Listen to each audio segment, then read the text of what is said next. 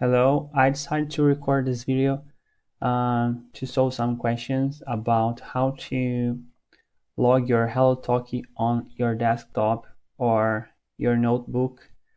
Firstly, you have to search for Hellotalk on Google.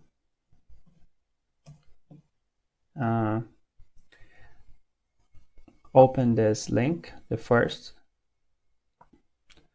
That's the website of Hellotalk, and you have to click here, Hellotalk Web. You can change your language if you want. Hellotalk.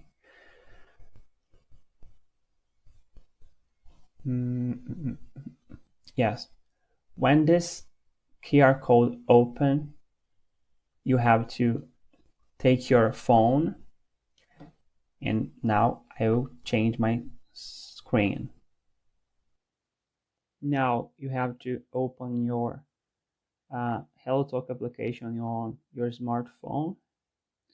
So you have to look for the plus button on the top on your screen here, and the option scan QR code. You have to on this time or while using this app. Now on your screen, on your notebook or desktop, you read your QR code.